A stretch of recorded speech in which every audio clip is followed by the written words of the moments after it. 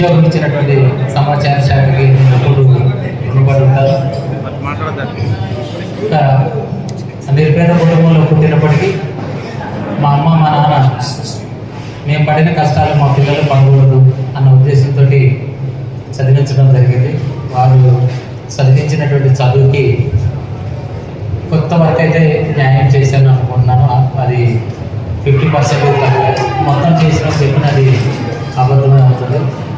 ఇంకోటి ఏంటంటే, నా ఉద్యోగ జీవితంలో ప్రభుత్వం నాకు ఇచ్చే శాలరీ వస్తేనే మాకు ఇల్లు గడిచే పరిస్థితి కాబట్టి నేను దానికోసమే పనిచేశాను.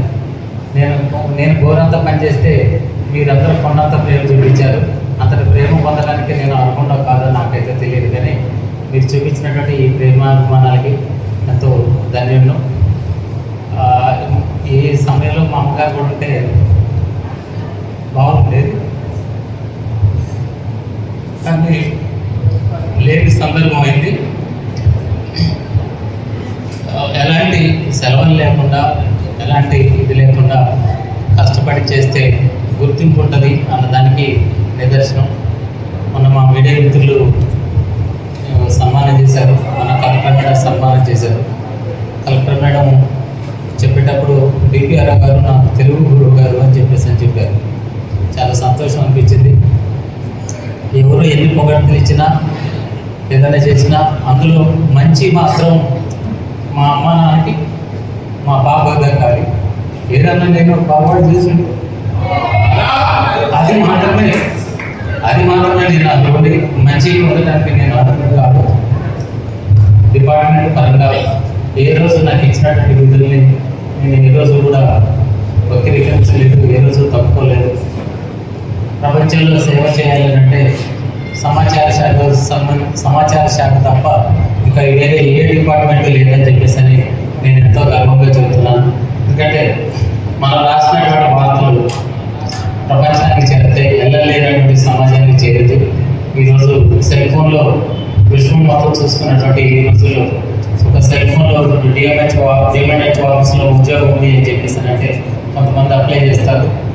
మీకు వాళ్ళైనా సమాచారం త్రూ మా ద్వారా మా డిపార్ట్మెంట్ ద్వారా పోతుంది కాబట్టి కొంతమంది అప్లై చేసినట్టు వాళ్ళ ఉద్యోగాలు వస్తే వాళ్ళ కుటుంబం ఎంతో బాగుపడింది. వాళ్ళ కుటుంబానికి కావాల్సినటువంటి అన్ని సౌకర్యాలు, ముఖ్యంగా పిల్లలు చదివించుకోవడానికి అన్ని సౌకర్యాలు ఉంటాయి. అంత గొప్ప డిపార్ట్మెంట్లో పనిచేయడం అనేది నిజంగా చాలా ధన్యత కలిగింది.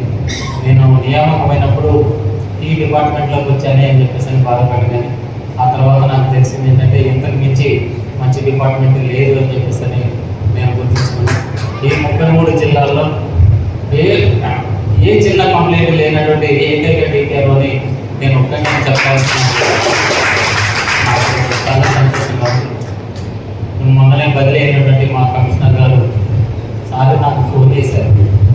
ఫోన్ చేసి మరి భద్రాద్రి కొత్తగూడెం ఖాళీ లేదు, నీకు ఎక్కడ ఇమ్మంటారు పోస్తాను అడిగారు. ఇష్టం సార్, తమ దయచేసి వెళ్ళిపోతాను. సరే ఓకే నేను చూసుకుంటానన్నా. మార్నింగ్ ఫైల్ పెట్టారు, ఈవినింగ్ కల్లా మళ్ళీ ఇంకో ఫైల్ పెట్టి యాక్చువల్గా నాకు పోస్టింగ్ కూడా భూపాలపల్లి ఇక్కడ ఓడీలో పనిచేశాను నేను. ఆ తర్వాత మళ్ళీ ఈ మధ్యన ఓడీ క్యాన్సిల్ చేసి అక్కడ పంపించడం జరిగింది. మిత్రుడు శివ కూడా వచ్చారు. శివ రండి, వెల్కమ్ రండి వచ్చింది.